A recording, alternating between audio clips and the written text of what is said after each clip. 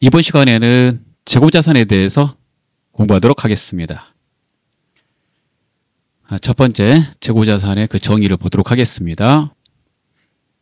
자, 재고자산은 정상적인 영업 과정에서 판매를 위하여 보유하거나 생산 과정에 있는 자산, 즉 상품, 제품 및 생산 또는 서비스 제공 과정에 투입될 원재료나 소모품 형태로 존재하는 자산이다. 이렇게 정의되어 있어요. 그 한자 좀 보면 그 재고라는 이 뜻이 판매를 위해서 창고에 쌓아둔 거 이렇게 해석하시면 될 것 같아요. 예. 그래서 이제 재고자산 그러는구나라고 생각하시면 되겠습니다. 그 위에 설명한 거 이제 개정을 이제 하나씩 살펴보면은요. 첫 번째, 상품은 정상적인 영업 활동을 통하여 판매할 목적으로 구입한 것. 핵심 단어 볼게요. 판매할 목적으로 외부에서 사온 것, 이런 거예요. 업종에 따라서 판매하는 물건들은 다 다르죠. 그래서 부동산 매매업에 있어서는 그 상품이 토지, 건물 이렇게 된다라는 뜻입니다. 자동차 대리점은 그 자동차가 상품이 되는 거죠. 그래서 업종에 따라서 상품의 종류는 다르다 이렇게 말할 수 있습니다. 제품은 판매할 목적으로, 이 부분은 똑같죠. 상품하고 차이가 있다면 제조한 것 이렇게 생각하시면 되겠어요. 예. 제조했으니까 제품이죠. 따라서 이 제품이라는 계정을 가지고 있는 회사는 제조업이 되는 겁니다. 상품은 회사의 업종으로 말하면 이 계정을 가지고 있다면 도매나 소매업이 되는 거고요. 제품은 제조업에서 이제 쓰겠죠. 그 다음에 원재료는 원료와 재료를 말하는 건데, 제품을 생산하는데, 즉 만드는데 소비하는 것 중에서 원료와 재료다. 그래서 원재료라고 해요. 제품 만드는 데 들어가는 거니까 재고자산으로 분류를 해야 되는 겁니다. 제공품은 제품 제조를 위해서 제공 과정에 있는 것, 즉 현재 만들고 있는 것, 완성은 안 됐어. 그게 제품하고 차이점이죠. 완성이 되면 제품으로 바뀌는 거예요. 제품으로 만들어 가는 거니까 이것도 재고자산으로 포함하는 게 합리적이다. 이렇게 보고 있는 겁니다. 완성이 안 된 상태에서 혹시 판매를 했다. 완성이 안 된 상태에서도 팔 수 있어요. 상대방이 다르게 가공해서도 새로운 제품을 만들고 싶으면 완성이 안 된 상태에서도 우리한테 팔아라 이렇게 말할 수 있거든요. 그런 경우에 제공품을 반제품이라고 합니다. 자, 그 다음에 저장품이라는 계정은요, 소모품, 소모공구, 기구, 비품 및 수선용, 부분품 등을 저장품이라고 회계 처리할 때 사용합니다. 이런 게 이제 재고자산이 되겠습니다. 자, 그러면 재고자산의 정의하고 재고자산의 종류를 알아봤으니까 이 재고자산의 취득원가를 알아보도록 하겠습니다. 재고자산의 취득원가는 취득에 직접적으로 관련되어 있는 부대비용은 포함하라고 되어 있습니다. 취득 과정에서 발생되는 부대비용을 포함시킨다. 많이 나오는 게 운반비, 운임 이런 거 많이 나오죠. 우리가 상품을 사올 때 운임을 부담하고 샀다면 운임까지 주고 상품을 사온 거잖아요. 그럴 때 이 운임은 상품으로 회계 처리합니다. 포함시켜서 한다 이런 말이죠. 그 사온 그 재고자산에 문제가 발생해서 반품, 애누리, 할인 이렇게 받았다면 해당되는 금액은 재고자산에서 차감합니다. 그래서 재고자산의 순매입액을 계산해 보세요라고 하면 이렇게 계산이 되는 겁니다. 자, 차감하는 계정 과목을 다시 정리해 보겠습니다. 매입, 환출 및 애누리는 환출은 반품한 거고요. 애누리는 깎는 겁니다. 우리가 반품이라고 말 쓰면 이게 매입의 반품인지 매출의 반품인지 알 수가 없으니까 좀 더 정확하게 하기 위해서 매입 환출이라고 써요. 하자, 파손 등의 사유로 매입한 상품을 상대방한테 다시 되돌려 주는 거, 이를 매입 환출이라고 그래요. 매입 애누리는 불량, 파손, 결함 등의 이유로 깎은 것, 상대방한테 주지는 않고 사용할 수는 좀 있을 것 같아요. 그럴 때 조금 깎아달라, 이런 걸 매입 애누리라고 합니다. 애누리와 할인은 구분하셔야 되는데, 밑에 매입 할인은 물건의 불량, 파손, 결함은 없어요. 우리가 대금을 외상으로 사올 경우 상대방이 빨리 갚으면 깎아주겠다, 이럴 때 우리가 대금을 빨리 갚아서 깎는 것, 얘가 매입 할인이 되겠습니다.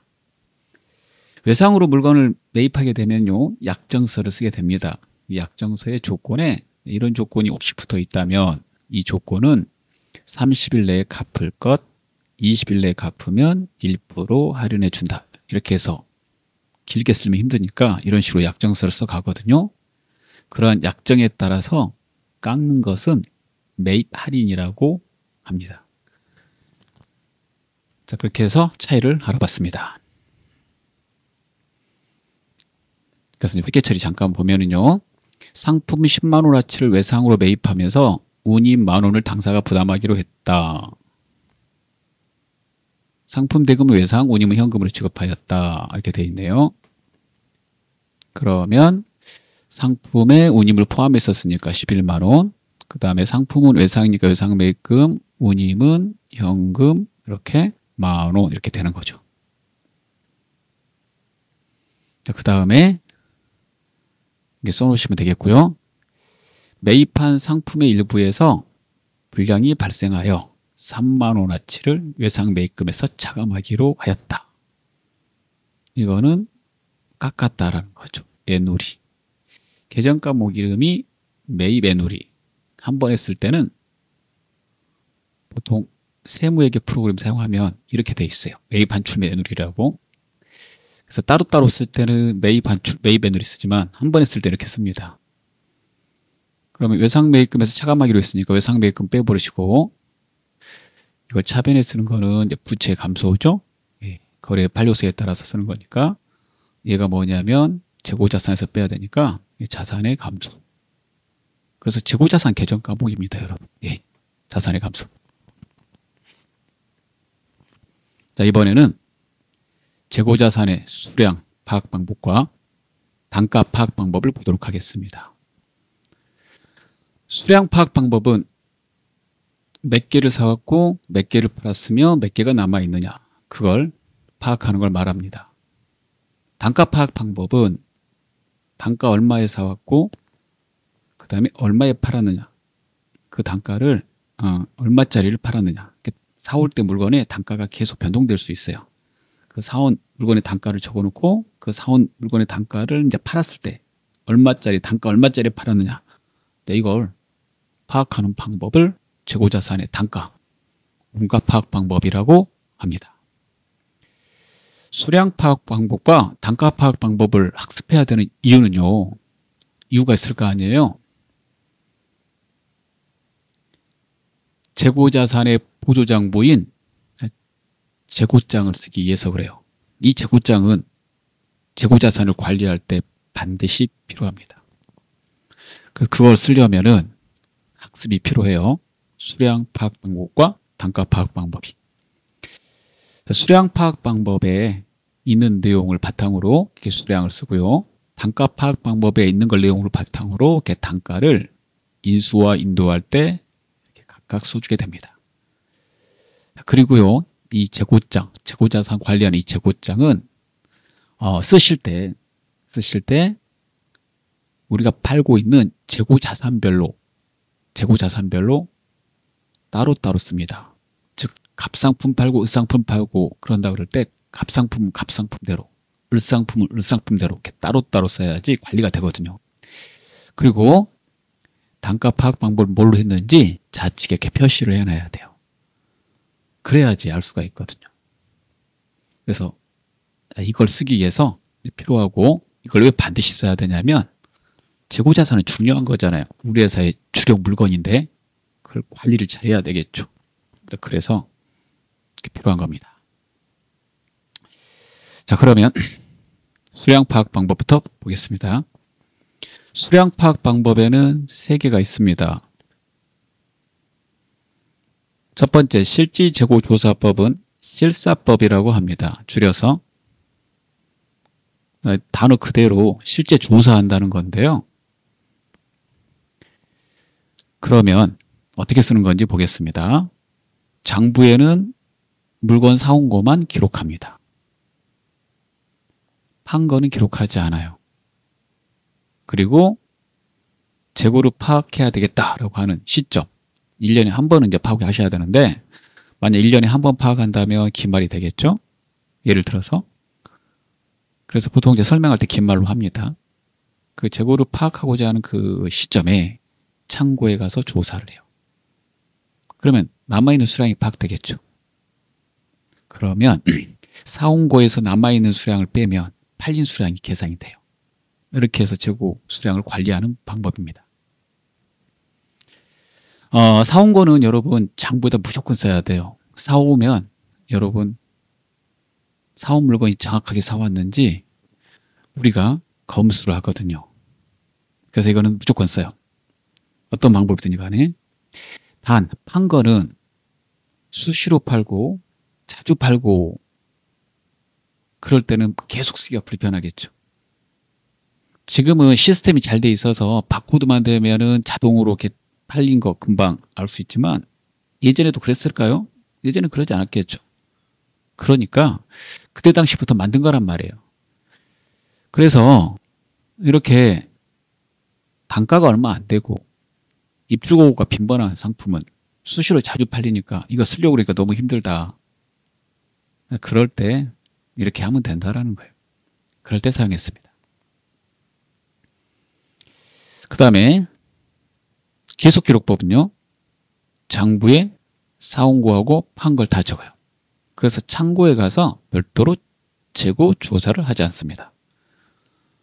왜 그러냐면 입고하고 출고를 다 적었으니까 매입 수량에서 팔려 나간 매출 수량을 빼면 장부를 보고 빼겠죠? 그러면 남아있는 기말에 재고 수량 파악이 되잖아요. 자, 이거는 이제 매출 수량을 적는다는 게 중요한 거고요. 매출 수량을 이제 적는 거니까 매출 수량 적을 때는 힘들다고 그랬잖아요. 수시로 만약에 팔리는 거는. 그래서 이 부분은 수시로 안 팔리는 거예요. 비싼 물건을 소량으로 취급하는 업종에서. 비싼 물건을 소량으로 취급하면 창고에 있는 거 몇 개 있는지 몇 개 팔았는지 빨리 알아야 될 것 같지 않으세요? 그래서 팔릴 때마다 적는다 이거예요. 계속 적는다고 그래서 계속기록법이라고 합니다. 혼합법, 병행법은 2개를 같이 쓰는 거예요. 즉 장부에 매입과 매출 다 쓰고 그 다음에 창고에 가서 실사도 합니다. 어떤 경우에 이렇게 다 써야 되냐면 감모가 자주 발생하는 물건에 대해서. 감모는 도난, 파손 등으로 수량이 부족한 걸 감모라고 합니다. 그래서 감모가 자주 발생하면 그 감모를 관리가 되니까 부족한 수량을 관리가 되므로 매입과 매출을 계속 쓰고 창고에 가서 매입과 매출에서 뺀 장부상의 재고 수량이 실제 창고에 있는지 확인해서 만약에 없게 된다면 그 없어진 이유를 찾아내야 되겠죠. 그럴 때 혼합법으로 병행해서 쓰면 좋겠다라는 거죠. 그래서 이제 만든 겁니다. 일반적으로 유통업에서 혼합법은 많이 사용합니다. 유통업에 도난 파손이 많기 때문에 그렇습니다. 이번엔 단가 파악 방법을 보도록 하겠습니다. 단가는 우리가 사온 물건의 단가가 얼마인지, 그 다음에 사온 물건의 그 단가 중에서 팔려나간 단가가 얼마인지, 이걸 기록하는 방법을 단가 파악 방법이라고 합니다. 특별한 일이 없으면요, 개별법을 씁니다. 가장 정확합니다. 원칙인데요.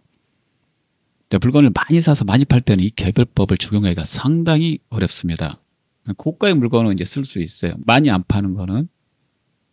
그래서 개별법이 적용하기가 어려운 재고자산에 대해서는 단가 파악 방법을 만들었는데요. 선입선출법, 후입선출법, 가중평균법. 가중평균법은 두 개가 있는데 이동평균법, 총평균법을 사용해서 파악하면 된다라고 하고 있습니다. 자, 그리고 하나를 선택했다면요, 계속 매기 적용하셔야 되고, 그 다음에 성격과 용도 면에서 유사한 재고자산에서는 동일한 원가 파악 방법을 적용하라고 되어 있습니다. 이 파악 방법 중에 후입선출법은 한국재택국제회계 기준에서는 인정하지 않으므로 한국재택국제회계 기준으로 처리할 경우에는 후입선출법을 사용하시면 안 되겠습니다. 그럼 하나씩 보도록 하겠습니다. 첫 번째, 개별법은 하나하나 사온 매입 원가와 팔려나간 그 원가를 하나하나 다 파악해서 적는 방법입니다. 예를 들어서 1월 10일 날 10개의 물건을 1,000원 주고 사왔다. 그 다음에 1월 20일 날 10개의 물건을 물건값이 올라서 1,200원 주고 사왔다. 1월 25일 날 이 20개 중에서 15개를 팔았다. 그럴 때 이 15개 팔려나간 게 매입은 이렇게 매입 원가 쓰면 되고요. 팔려나간 매출 원가는 직접 확인해서 1,000원짜리 사갔으면 1,000원짜리로 적고 15개 중에 1,200원짜리 사갔으면 1,200원짜리로 적는 거죠. 그래서 아주 정확하죠. 그런데 이 물건이 만약에 사과라고 해보세요. 많이 팔리는 거. 사과를 10개 1,000원에 사왔는데요. 그 다음에 1월 20일 날 10개 1,200원에 사왔어요. 15개를 1월 25일 날 팔았습니다. 이럴 때 1,000원에 사고 1,200원에 사왔다고 해도 같은 사과하면 하나의 그 진열대에다 놓고 팔 거예요. 섞여 있겠죠. 15개를 고객이 사갔을 때 1,000원짜리 사갔는지 1,200원짜리 사갔는지 알 수 있을까요? 그게 불가능하게 됩니다. 그래서 단가가 좀 적고 판매 빈도가 빈번한 거는 이 개별법으로 사용하기가 상당히 어려워요. 그래서 만든 것들이 선입, 후입, 이동평균, 총평균법 등이 있게 됩니다. 그래서 정확하게 적고 싶다면 소량 판매하고 금액이 좀 비싼 것들이라면 고객이 사간 거는 얼마짜리인지 알 수 있게 되니까 그럴 때는 일단 개별법으로, 이거 원칙이니까 이게 제일 정확하잖아. 이거 적는 거예요. 그래서 이론상 가장 이상적이다. 그 다음에 우리가 물건을 팔았을 때 그 팔려나간 원가, 비용이 어떤 거 팔려나가는지 정확하게 쓰기 때문에 정확한 이익 측정이 된다. 그런데 종류와 수량이 많고 거리가 빈번한 경우에는 쓸 수 없다. 그러면 이런 거에 쓸 수 있는 걸 만들어야 되잖아요. 그게 다음에 밑에 나오는 거다라는 거죠.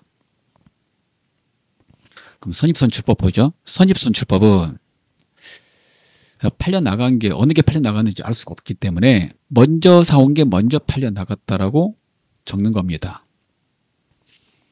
여러분, 정확하게 어떤 게 팔려나가는지 알 수가 없을 때, 즉 개별법을 적용할 수 없을 때는요, 일정한 패턴으로 적어야 돼요.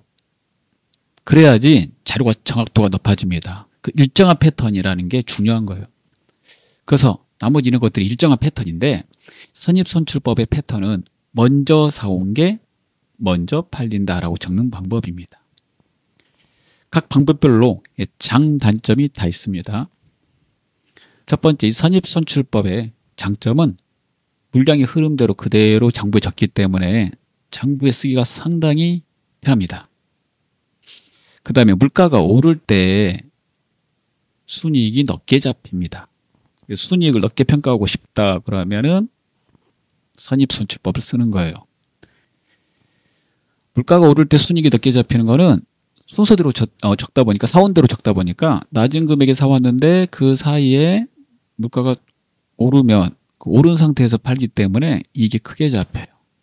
가장 먼저 사온 것을 가장 먼저 팔기 때문에 그 사이에 물가가 올랐다. 그럼 그 차액만큼 이익이 크게 잡히는 거죠.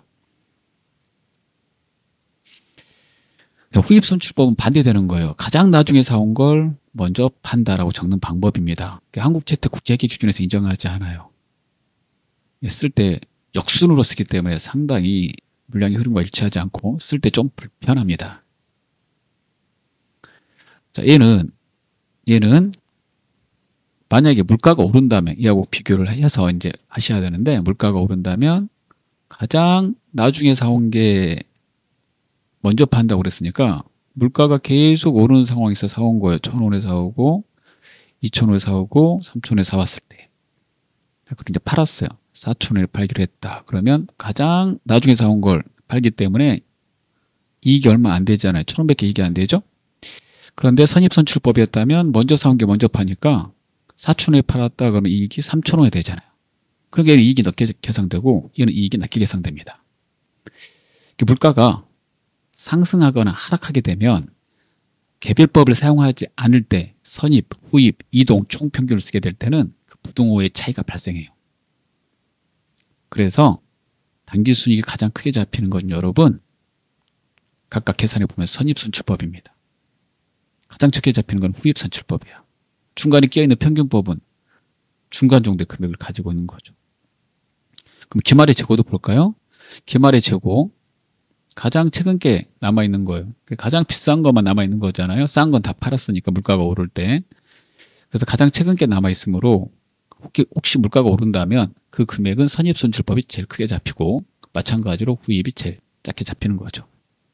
그래서 단기순이익과 그 부등호 표시가 똑같게 됩니다. 매출원가 볼까요? 매출원가는 팔려나가는 원가인데 후입선출법은 물가가 오를 때 가장 최근에 사온 게 먼저 팔린 거니까 팔려나간 매출원가가 가장 비싼 게 팔려나가요. 그래서 부등호가 역순으로 돼요. 후입이 제일 크고 선입이 제일 작아지는 거죠. 매출원가가 비용이잖아요, 여러분. 선입이 제일 작게 잡히니까 당연히 단기순이익은 선입이 제일 커질 수밖에 없는 거죠. 그런 식으로 적어 나가는 겁니다. 그래서 장점은 이렇게 되고요. 선입선출법. 그 다음에 단점은 수익과 비용이 정확하게 일치되지 않죠. 왜 그러냐면 수익과 비용이 정확하게 일치되려면 한 시점에서 그때의 비용, 그때 들어간 비용을 처리해야 되는데 가장 예전 거의 비용으로 처리하니까 대응이 정확하지 않아요. 단 후입선출법은 대응이 정확합니다. 그런 면에서는. 그래서 수익 비용 대응이 정확한 거는 후입이 더 정확해요. 가장 정확한 거는 개별이고요. 예, 개별. 단 개별은 빈번하게 팔 때는 사용할 수가 없다는 게 문제죠. 그리고 우리 회사에서 파는 물건을 잘 분석해서 1번으로 쓸 수 없다면 2, 3, 4, 5 중에 하나를 택해야 된다는 거예요. 그럴 때 회사가 어느 게 더 유리한지 잘 파악해보고 이 정보가 이해 관계자에게 어느 게 더 바람직하게 제공하는지 이런 걸 참고해서 경영자는 단가 결정 방법을 하나를 결정해 주셔야 되는 거죠. 그래서 경영자가 결정하게 돼요. 이동평균법은 평균을 내는 건데요. 평균을 내는 건데 예.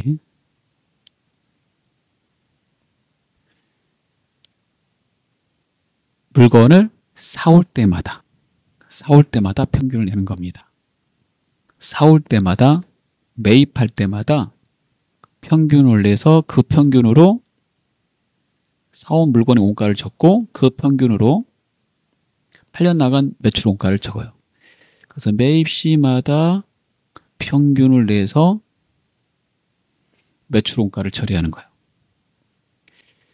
총평균법은 기말에 한꺼번에 평균을 내서 매출 원가를 처리해요. 총평균법으로 만약에 쓰게 된다면 기말까지 가야지만이 매출 원가를 산정할 수가 있게 됩니다. 즉시 산정을 하고 싶다면 이동평균법을 써야 됩니다. 그래서 각각의 그 기록하는 방법이 다 다르다는 것을 알게 됐고 이런 방법을 만든 거는 경영자가 회사 이 장부를 쓸 때 가장 합리적인 방법을 선택할 수 있도록 여러 개를 구하려는 거죠. 그래서 그 부등호의 차이를 잘 보고 회사한테 유리한 쪽으로 하나를 선택해서 재고장에 쓰게 된다라고 알아두시면 되겠습니다. 그 다음에요. 이렇게 재고장 다 쓰고 나면 기말이 됩니다. 기말이 되면 재고자산의 평가가 이루어지게 되는데요. 어느 경우에 재고자산을 평가하게 되냐면 두 가지 경우에 평가해요. 첫 번째, 시가가 장부 금액보다 하락했을 때, 그 다음에 감모가 됐을 때. 감모는 도난, 파손, 증발, 마모로 장부에 있는 수량보다 실제 수량이 부족한 것을 말해요. 그래서 이 감모 손실 기말이 확인하고 있는지, 그 다음에 기말에 시가가 장부 금액보다 하락했는지 이런 걸 확인해서 만약에 해당되는 내용이 있다면 기말에 정리를 하는 걸 우리가 재고자산의 기말 평가 이렇게 말해요. 자, 일반적으로 기말 평가하면 여러분 이걸 주로 말하고 있고요. 그리고 같이 기말에 감모 손실도 이렇게 처리하고 있다. 이렇게 알아두시면 되는데요. 첫 번째, 시가가 장부 금액보다 하락한 경우에는요. 여기서 시가는 우리가 재고자산을 팔았을 때 그 금액을 말하고요. 순실현가치 이렇게 써져 있는 거는 혹시 이 시가를 계산하고자 한다면 우리가 판매하고자 하는 금액에서 판매할 때 들어가는 판매비를 뺀 거 순실현가치라고 합니다. 그러니까 그 금액 5,000원에 판다고 해보죠. 그런데 우리가 사온 거는 3,000원에 사왔어요. 지극히 정상이죠. 예. 이렇게 3,000원에 사온 걸 비싸게 팔리고 사온 거잖아요. 근데 얘가 하락해요. 2,000원밖에 안 가는 거예요. 무슨 일이 생겼을까요? 외부에서 문제가 생겼을 거예요. 외부 환경의 영향으로 얘가 발생돼요.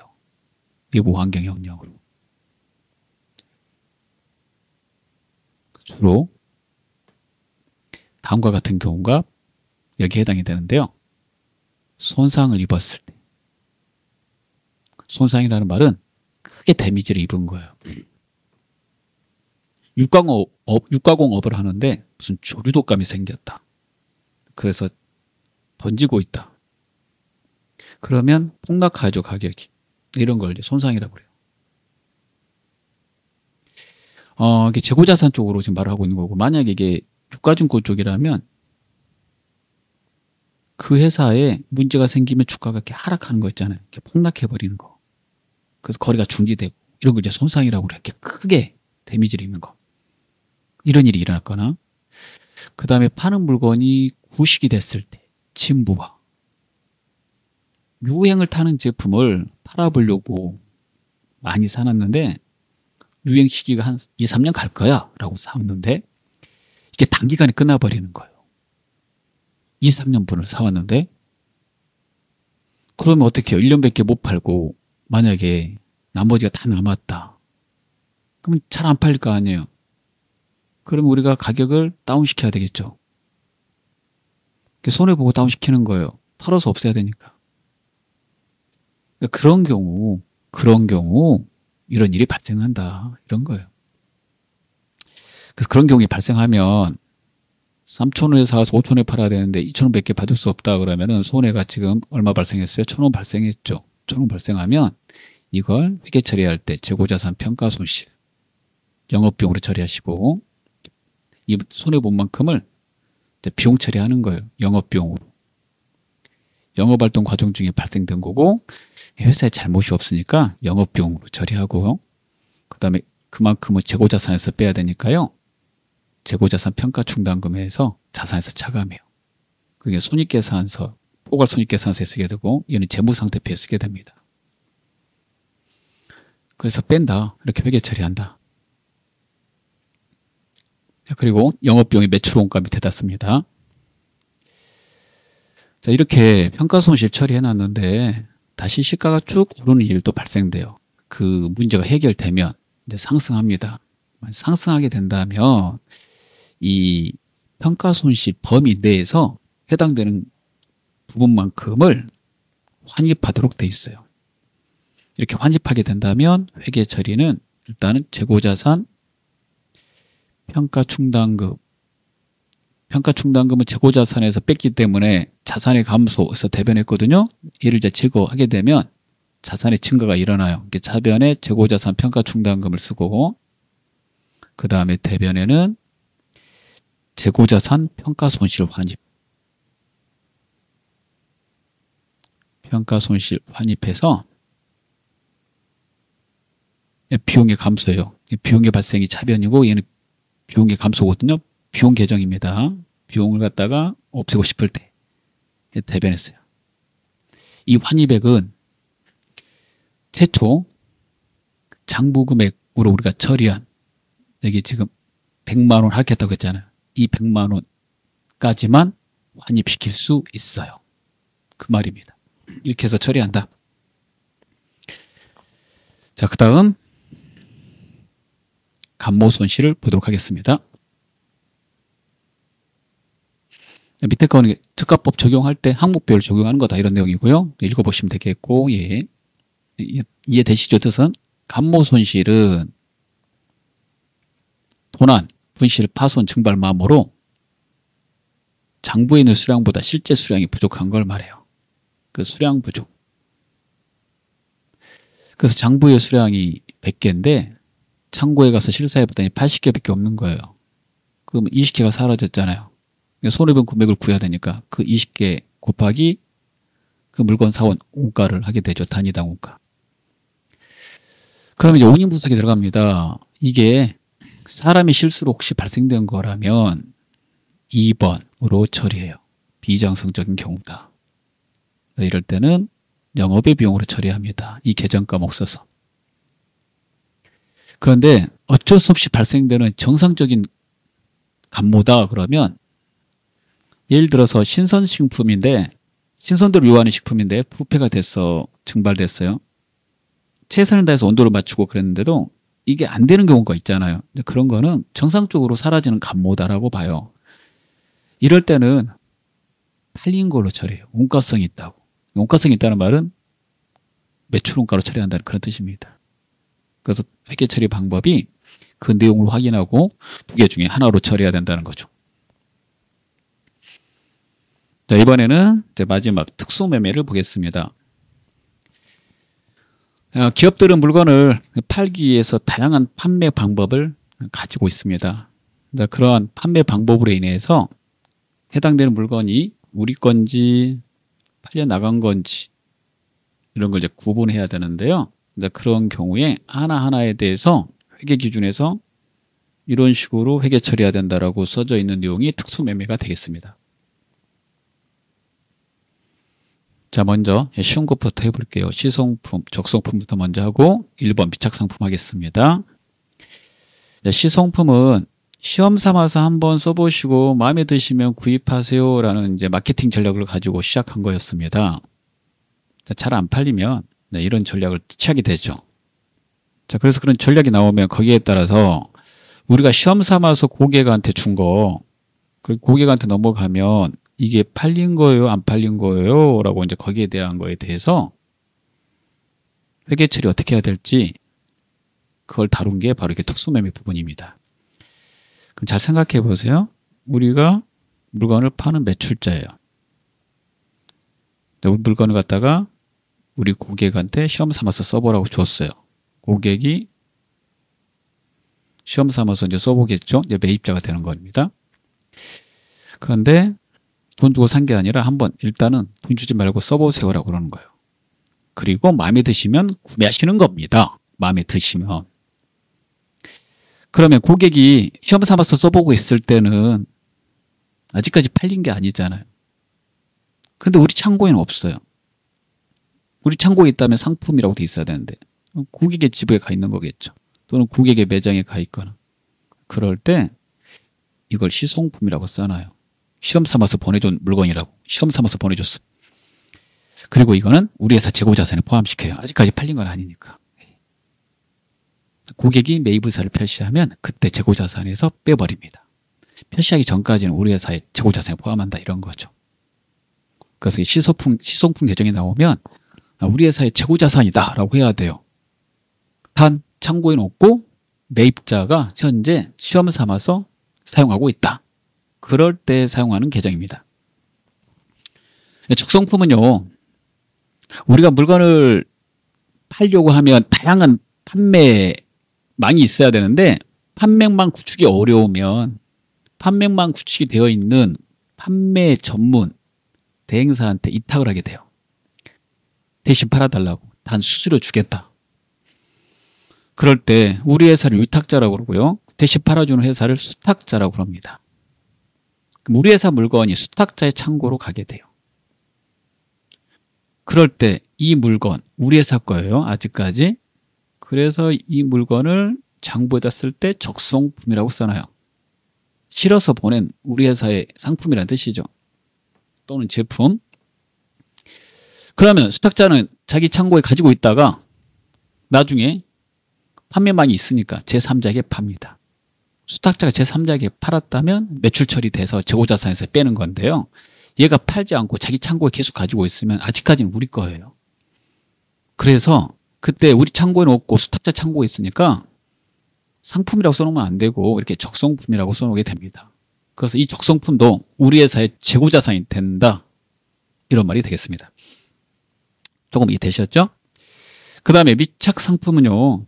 미착상품은 아직 도착이 안 된 상품이라는 뜻입니다. 물건을 좀 먼 데서 사오면 그 물건에 보험을 들고 그 다음에 운반비 나가고 그래요. 그럴 때 그걸 누가 부담할지를 서류에다 쓰게 되는데 그 서류 쓸 때 이런 조건이 있어요. 선적지 인도 조건, 그 다음에 목적지 인도 조건. 선적지 인도 조건으로 우리가 혹시 물건을 매입할 경우 선적하면 인도가 된다는 그런 조건이기 때문에 그럴 때 우리가 매입을 하는 회사라면 현재 선적이 돼서 배나 또는 뭐 기차나 이런 데다 싣고 온다고 해보세요. 그럴 때 그 물건 우리 회사 물건이란 뜻입니다. 인도가 됐으니까 선적하면 인도됐다고 그랬잖아요. 비행기에다 실으면 이제 기적이라고 그래요. 다 똑같이 이해하시면 되겠습니다. 자, 그럴 때 그 물건 우리 거니까 미착상품으로 처리한다.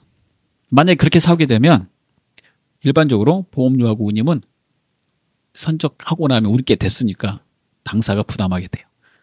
매입자한테 좀 불리한 조건이죠. 해당되는 자산은 매입자의 재고자산에 포함합니다. 그런데 목적지 인도 조건으로 샀다라고 그런다면요.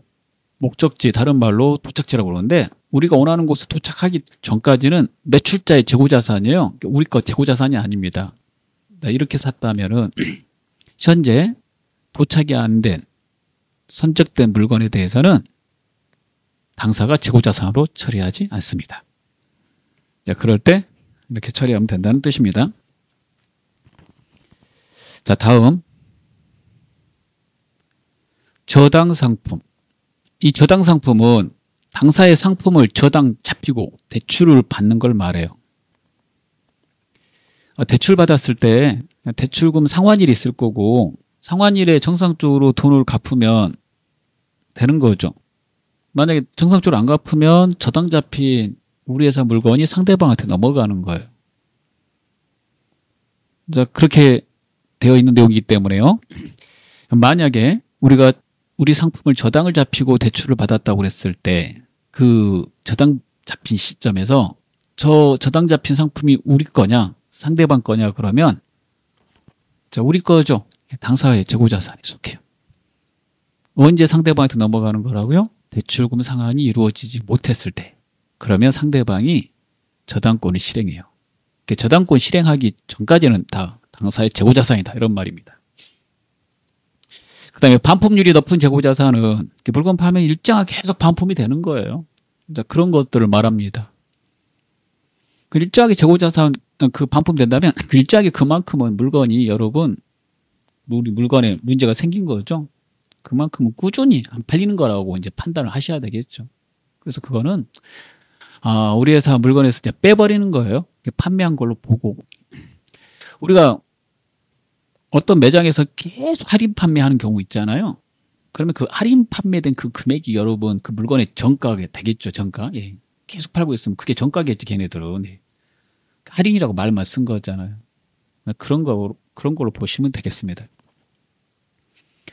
그 다음에 할부 판매는요, 대금을 나누어서 받기로 하고 판매하는 거예요. 나누어서 받기로 하고 판매하는 거. 그럴 때 돈을 받은 날이 팔린 것일까요? 물건을 준 날이 팔린 것일까요? 애매모호해집니다. 나누어서 받기로 하다 보니까.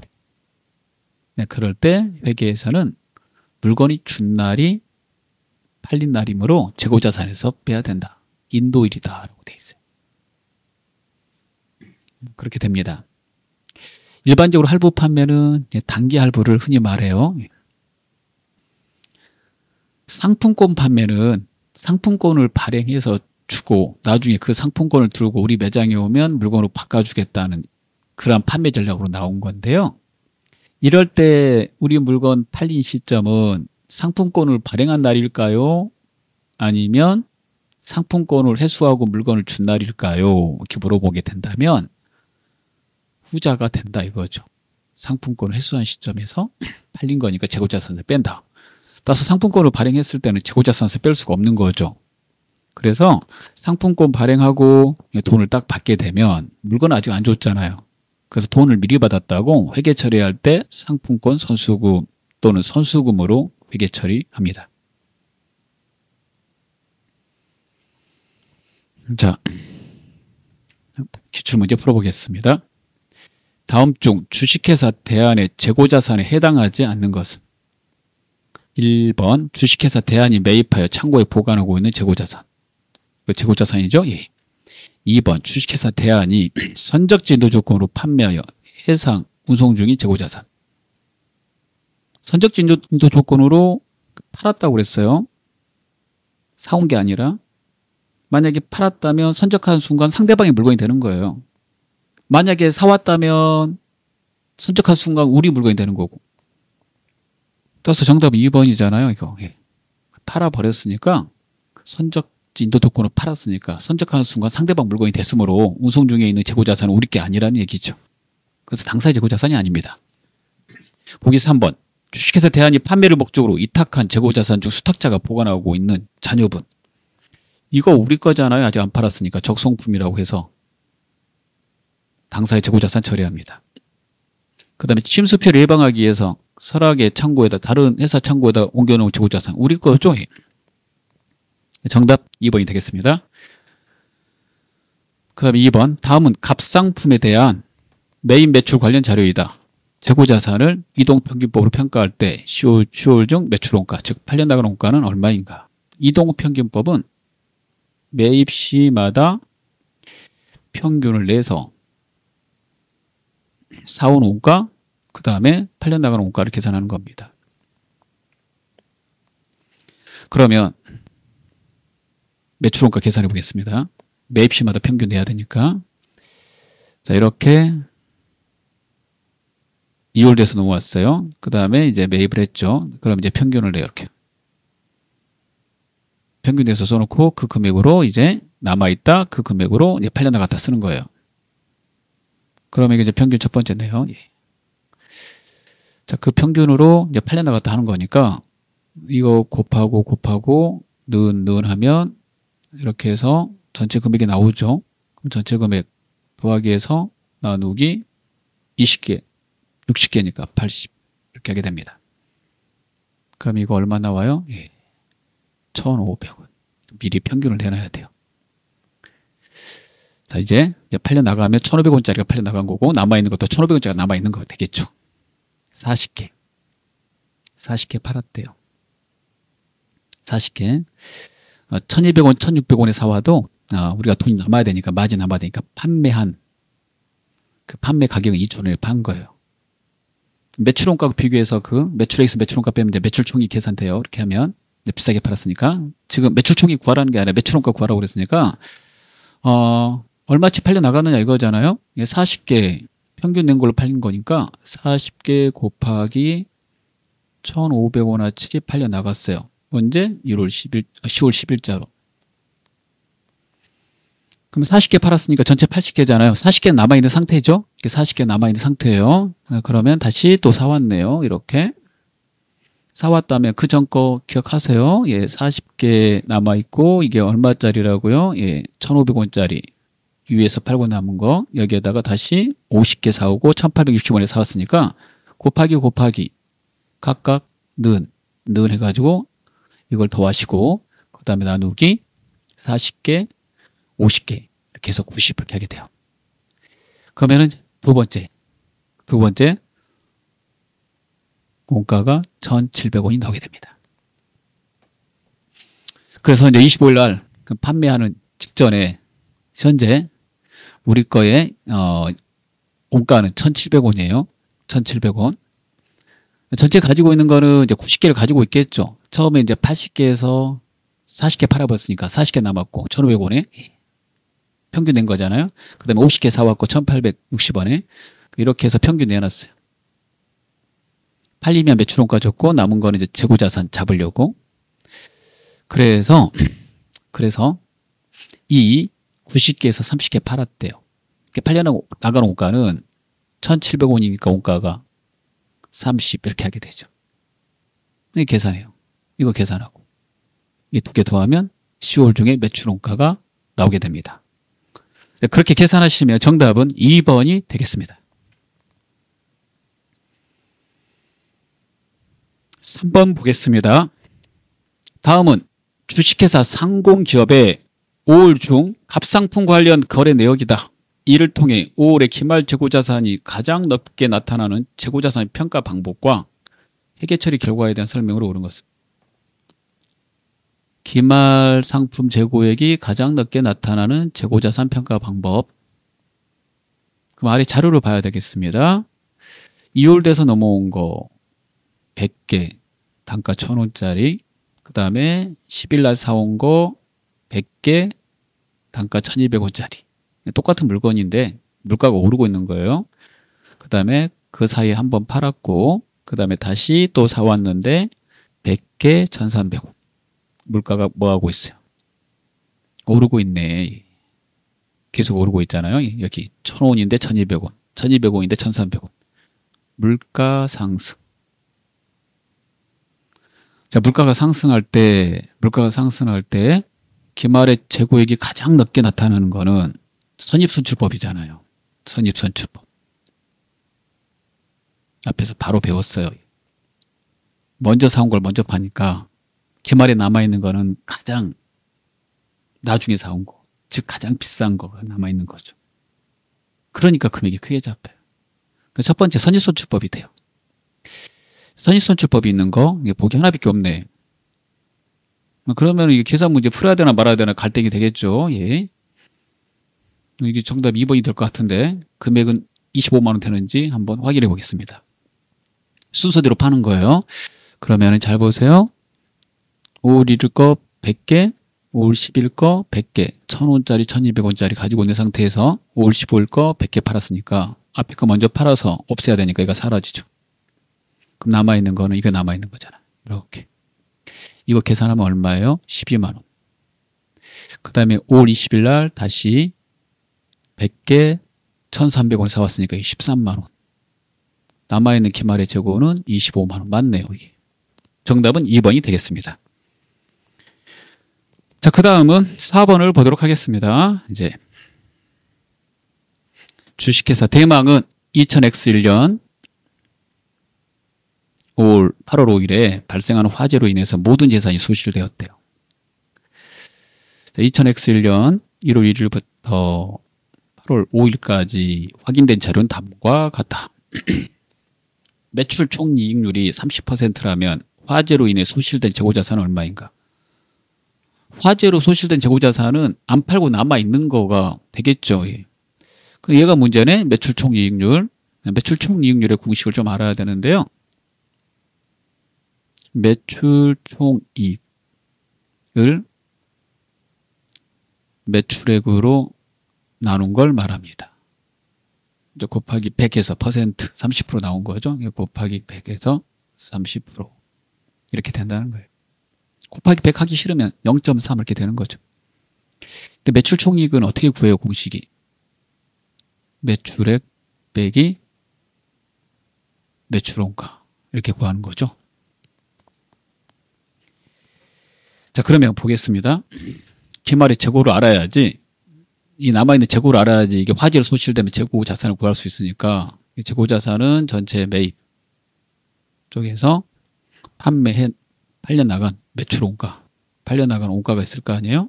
팔려 나간 원가가 남아있는 재고 자산이 돼요. 얘가 화재로 소실됐으니까 이걸 구해달라는 거죠. 얼마 손해봤는지 확인해 보려고. 자, 그러면 이홀돼서 내모은 거 있고, 그 다음에 매입액이 있고, 이렇게 되네요. 그러면은 이홀돼서 내모은 거하고 이하고 이 두 개가 이렇게 잡혀야 되겠죠? 이게 매입 쪽으로 잡혀야 되잖아요. 전체 가지고 있는 거에서 팔려나간 거 빼는 거니까. 그러면은 30, 150, 180이잖아요. 30 더하기 150, 180. 여기에 반품이 있죠. 여기 반품. 반품은 빼요. 2만원. 이 처음 매입액. 여기서 이제 팔려나간 거, 얼마치 팔려나갔는지를 구해야 되는데, 자료에는 이제 매출액만 있고, 예, 팔려나간 거 구할 수가 없어요. 예. 원가는 알 수가 없잖아요. 매출액은 원가에다 이익을 붙인 거니까. 그래서 이 원가를 알아내야지 재고자산을 구할 수 있으니까. 그러면 이걸로 구해야 된다는 말이 되는 거니까요. 구할 수 있겠네요. 매출액이 써줬으니까 200만원 빼기 매출원가 분자 그 다음 매출액 200만원 이렇게 되는 거죠. 그래서 30% 퍼센트 하기 싫으면 0.3으로 하세요. 계산할 때 0.3이 훨씬 편하잖아요. 이렇게 계산하시면 매출원가가 계산기 써보셔야 돼요. 140 나옵니다. 그럼 이 계산된 금액에서요, 네, 140을 이제 빼면 돼요. 그게 재고자산이 되거든요. 소실된. 그래서 그거 빼면 38만 원이 나옵니다. 네, 계산기로 계산해 보세요. 자, 이번에 5번. 특수매매 회계처리에 대한 설명으로 옳은 것은 1번. 상품권 판매의 경우 상품권을 발행한 날 매출 계정으로 처리한다. 그렇지 않죠? 상품권 회수한 날. 상품권 회수하고 물건 줬으니까 이건 그날이 매출이라고요. 예. 그래서 틀렸고. 2번. 시용 판매의 경우 시험 삼아서 써보라고 준 거예요. 언제 매출 처리해요? 고객이 매입 의사를 표시했을 때. 즉 매입자가 매입 의사를 표시한 날이지 고객한테 인도한 날은 아니잖아요. 고객한테 인도한 날은 고객이 시험 삼아서 써보는 그 시점이기 때문에 아직 팔린 게 아닙니다. 그래서 고객이 매입 의사를 표시했을 때 매입 의사 표시한 날 얘가 이제 맞는 거죠. 이탁 판매의 경우 수탁자에게 상품을 발송한 날 매출 계정 처리한다 그랬는데 수탁자한테 발송한 날은 우리 거예요. 수탁자가 팔아야지 매출 처리된다고 그랬잖아요. 그래서 이거 수탁자한테 발송하고 적송품이라고 써놓고 우리 거 재고자산으로 관리합니다. 수탁자가 제3자에게 판 날이 매출 계정으로 처리하는 날이 되겠습니다. 다 틀렸네요. 지금 할부 판매 나왔네요. 단기 할부 판매의 경우 상품을 인도한 날 매출 계정으로 처리해요. 돈을 받은 날이 아니라 정답 그래서 4번 되겠습니다. 자, 여기까지 하겠습니다. 수고했습니다.